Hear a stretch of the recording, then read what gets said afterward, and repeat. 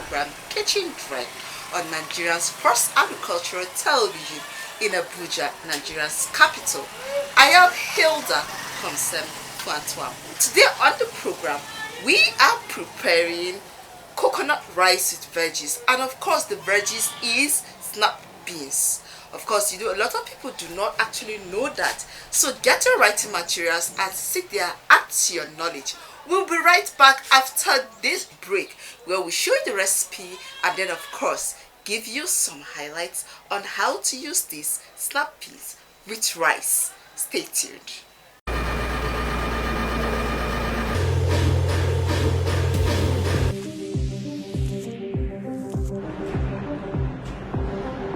Would you eat synthetic meat?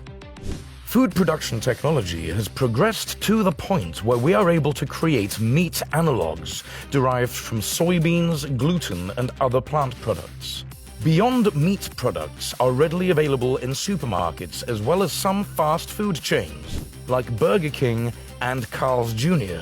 If this plant-based imitation meat isn't your thing, you can simply get your protein elsewhere. Food cultures around the world have heavily featured plant-based meat such as tofu or falafel for hundreds of years. But synthetic meat is not plant-based. It's meat. Lab-grown, artificially produced meat. Thanks to recent innovations in food production technology, consumers may see lab-grown meat in their supermarket aisles very soon. Numerous companies around the world, such as Upside in the United States and Future Meat in Israel, have been hard at work getting ready to bring their lab-grown cultivated meat to the masses. For the first time, they'll be able to say, no animals were harmed in the making of this meat product. Real meat, not harming animals. Instead, workers cultivate small clumps of animal cells in large industrial-grade vats over a period of weeks. During this time, these clumps of cells are grown or cultivated into muscle tissue or meat. Effectively, this means that Upside is able to manufacture real meat in this facility without harming any animals. But how exactly is this done? The first step of this 2 to 8 week process is extracting the cells. After giving an animal a small dose of anesthesia, they extract a small amount of cells from it. These cells are then placed in bioreactors, large steel vats designed for cell culture applications. Inside these vats, scientists can grow tissues or cells far beyond the cellular level. Inside the bioreactor, these cells are fed an oxygen-rich cell culture medium or nutrient broth to further promote their growth. This cell culture medium aims to simulate the environment inside an animal's body and thus contains nutrients such as amino acid, vitamins, and glucose. This nutrient bath encourages the cells to grow normally as they would inside the animal. Eventually, once these cells have multiplied enough, they turn into muscle tissue or a mass resembling ground meat. To shape the tissue into specific cuts of meat such as chicken breast or a prime cut of steak, scientists introduce fat cells and connective tissue cells into the culture. This isn't just for show either. The fat cells and connective tissue enhance the cultivated meat's overall flavor. Scientists can even control the nutritional value of the meat by altering the nutrient broth the cells are bathed in during the cultivation process. Despite the massive amounts of progress they've made with their meat manufacturing process, Upside is running into the same problems encountered by the other meat manufacturers of cultivated meat. For one, the business of cultivated meat is expensive. Each state-of-the-art facility required to produce cultivated meat costs millions of dollars to construct and maintain. Couple that with the overall cost of production, and you end up with a relatively expensive product that might be a hard sell for some consumers. Thankfully, companies like Future Meat have been able to bring production costs down significantly. Recent reports indicate that each future meat chicken breast costs $1.70 to produce. That's in stark contrast to the $330,000 burger patties of the first public tasting of cultivated meats back in 2013. Aside from replicating the nutritional value in real meats, it's also crucial to offer consumers a product that tastes, smells, and feels just like the real thing. Upside has found some success with producing cultivated meats similar in texture and flavor to chicken breasts. Other cultivated meat producers around the world have also made significant headway with their products. For instance, the Tel Aviv-based food tech startup Supermeats hosted a well-publicized taste test for Israeli food journalist Michal Ansky. Despite Ansky's refined palate, she was unable to distinguish between traditionally grown chicken meat and Supermeat's cultivated products. Once the cultivated meat industry takes off, we may finally be able to rein in the increasing environmental cost of feeding our world's population.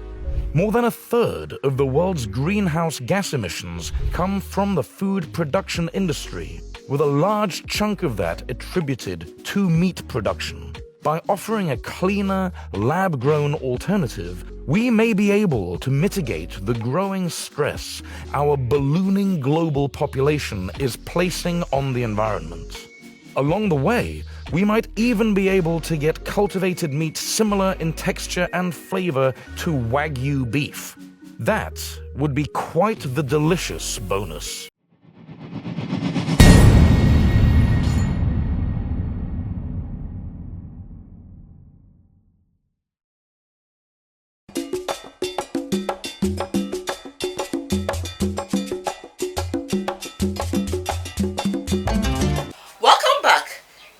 Recipes for my coconut rice and snap peas or veggies. Of course, this is my coconuts with the coconut oil, the coconut water that I'm going to use. I have my veggies, combination of carrot, green beans, onions, beetroots, and all that.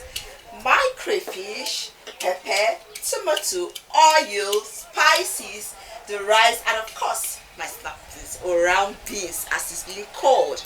You know, it is another type of beans, and some people say it is maybe the premature beans, but of course this is the category of beans that we're going to use today as our as part of our veggies for our coconut rice. So first of all, we're going to parboil our water.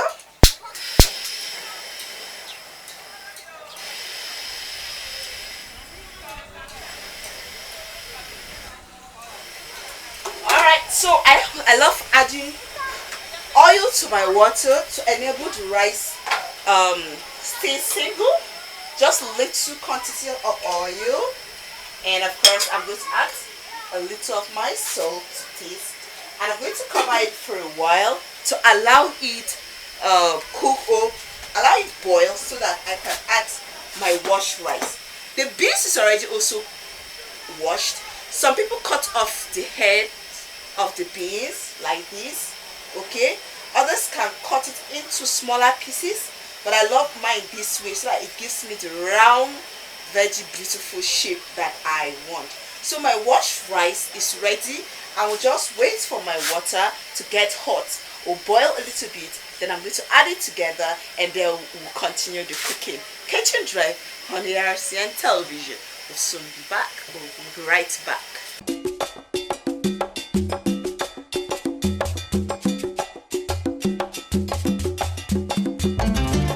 My water is hot. I'll not allow it to boil.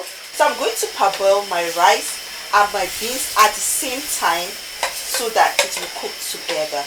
You can as well cook your beans separately, but because of the type of rice I'm using, the time that the rice will take to boil will enable my beans to also cook so that I'll have everything together. So you can see, I'll just cover it for a while and I'll be right back so that I'll see how tender the rice is. Then I will now continue my cooking.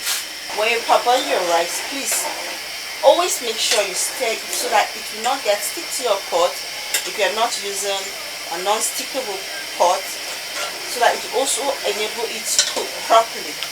So everything is parboiling. I'm going to allow it to parboil a little bit, maybe 5 minutes at much, then I'm going to come back.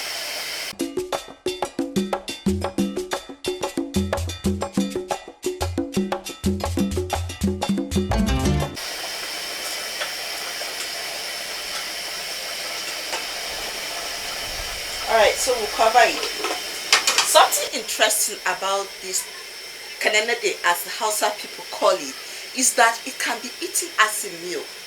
Now when you cook it the way I'm cooking it, but without rice of course, you drain it. You have either your kulikuli or your granite, fried granite or your fried kulikuli. You pound it together with spices, with little oil. You mix it together, and I tell you, it gives you another beautiful meal or snack. As you can call it anything you want, and it's so filling. You can eat it and enjoy it at all times. So this beans is a special beans that gives you, different things you want to.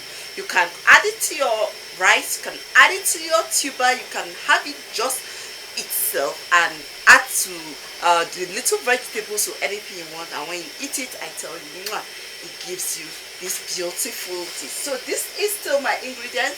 I've already had my coconut rice, as I told you that we are preparing coconut rice with veggies, and the veggie of course is my beans, or kanenede as Hausa people call it.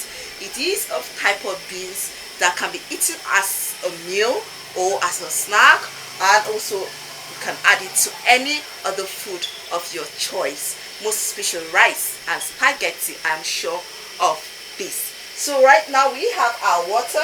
We have our water, added a little bit of salt rather, and oil, and then we added the rice itself and the beans so that it will cook together, so that it can actually cook, because it is as some people call it, is premature beans, but no, it's a type of bean also that can be eaten. So I'm parboiling them together, and I'm sure, yeah, it's almost done. So I'm just going to give it 2 minutes, and I'm going to pull it down, rinse it, and then of course continue my cooking. Kitchen Drive on Nigeria's first agricultural television. Sit right there. I'll be back.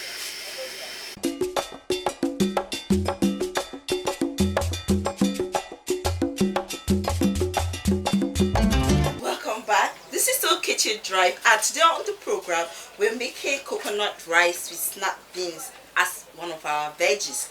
I mixed other veggies. This is the raw format of the beans, and I cooked it together and I parboiled it together with my rice, and see, it's ready to be eaten. So you can have this as a main meal. You can put in your vegetable, your spices, your protein, and you can eat it, or you can mix it with this or pasta.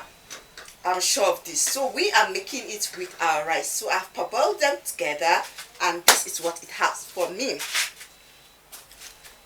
So right now we're going to continue our cooking. Alright, so I'm going to put in my oil. My pot is hot already, so I'm going to put my oil. Just put a little quantity of your oil, your vegetable oil, because the coconut water contains oil too. So in my hot oil, I'm adding my onions.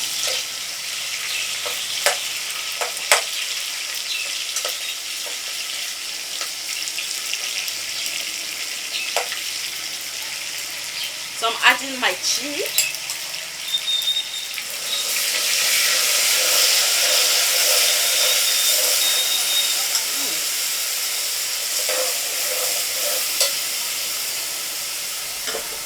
I have my fresh tomato and tomato paste mixed together.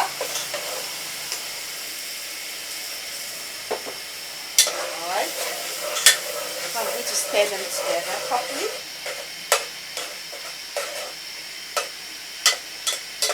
Okay.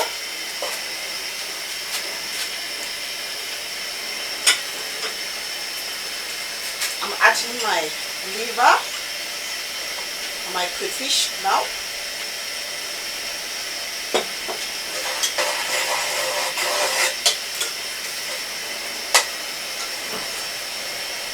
I'm adding some cubes.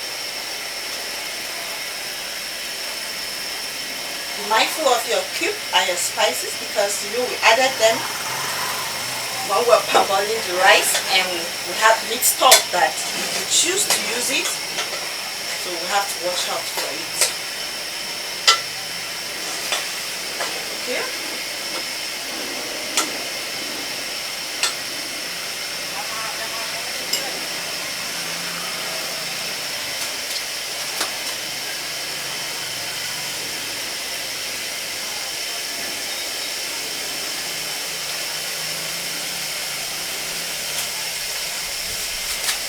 Alright, so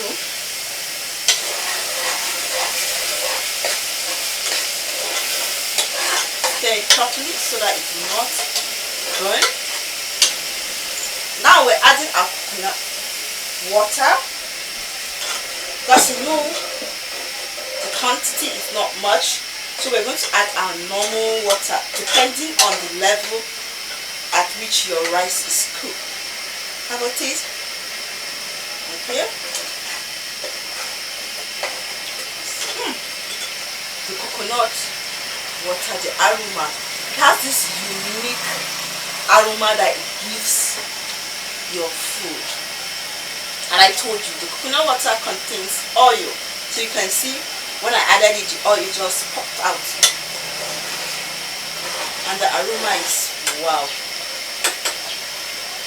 Now, because of the content of the water is not enough, I'm going to add normal water to it, cover it for a while, like at most, once it boils, I'm going to turn my rice into it and continue the cooking. A little of normal water. You can add your stock, but no, I don't want it because the spice will be too much for me. So I'm just going to add normal water, and I'm just going to put this quantity because I'm sure it's going to be okay for my rice. I told you, this is nice, and the pepper and the coconut aroma is something else. Alright, at this stage we're going to leave it to boil a little bit. Then I'm going to turn my rice and my snap beans into the sauce. You can see the oil and everything. So we are preparing snap beans as one of the veggies that I'm going to use in my coconut rice. And I parboiled my rice with the beans, and now washed it out, had my oil, put in my onions, my vegetable, that is tomato and the chilies, then added some other spices, added my crayfish, and of course my liver, and then I allow it to boil now. And the major ingredient, which is the coconut water, was added to the fried vegetable, to the sauce, and the aroma is something else, I assure you. So now that is boiling, I'm going to add my rice and my snap beans into the sauce. Okay, you can stir with this or your wooden spoon. Okay, so you can see this, you just allow it to cook for a while, and then you put it down. Be mindful of your fire, and then monitor your food and make sure it doesn't boil. Kitchen Drive on ARCN television. We'll be right back.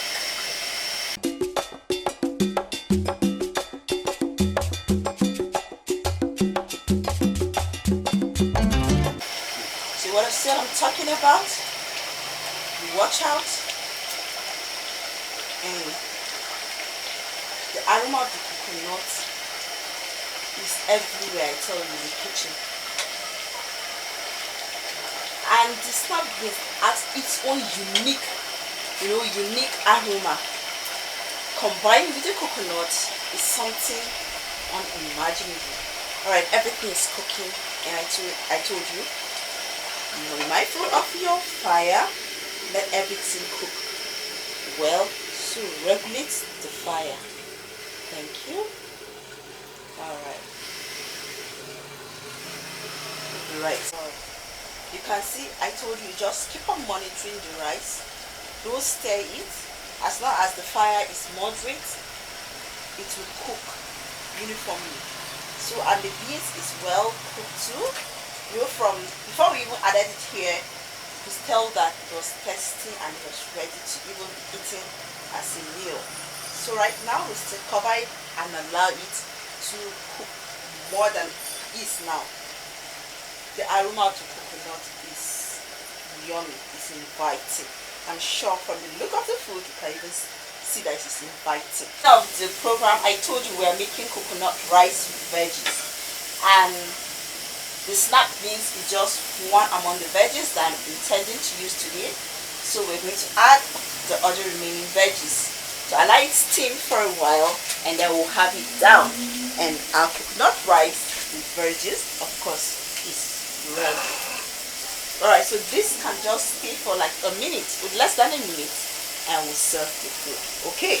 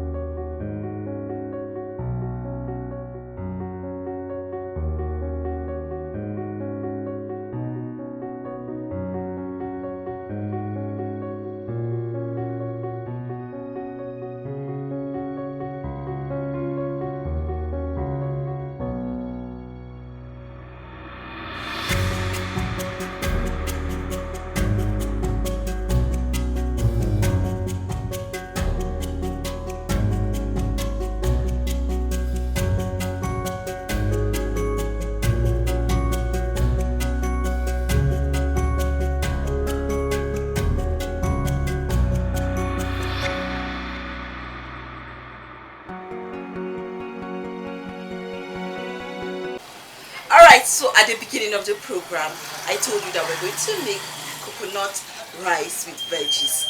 And snap beans is one of the species of beans. And then of course we had our rice, we parboiled our rice together with the beans because the beans is quite soft and it can cook within a short period of time. So we parboiled it together with our rice, and after which we had our oil, added our vegetables, and then of course added the coconut water, which is the main recipe of today's menu. So we added it. I did not use much stock meat because of the the spices in it. I wanted it to have natural and moderate taste, so I used natural water, and then when it boiled I added my rice with the snap beans in it, mix it together, cover it for a while, allow it to cook properly, and this of course is the aftermath of today's menu. You can see our beans, you can see our veggies, you can see the protein, and of course the coconut aroma is inviting. I've been highlighting on that because that's the peak of the menu, and of course I'm going to have a taste of it. First I want to have a taste of my beans, and you see the beans is so soft, so nice. And I told you the beans can be a menu on its own. It's so nice. You can add it to your pasta. You can just have it as a vegetable, like as local salad. Then you can add it to this, or even add it to the normal beans itself.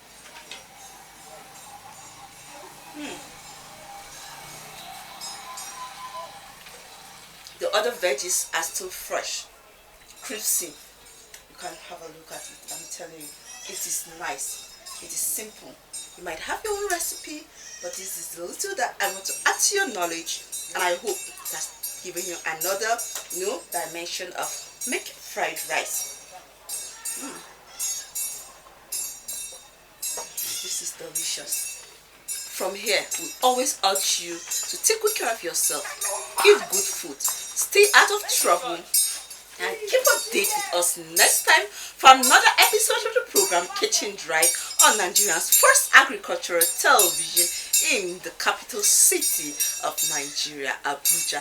I am your girl, Hilda Humself Fanta, saying take good care of yourself and bye. See you next time.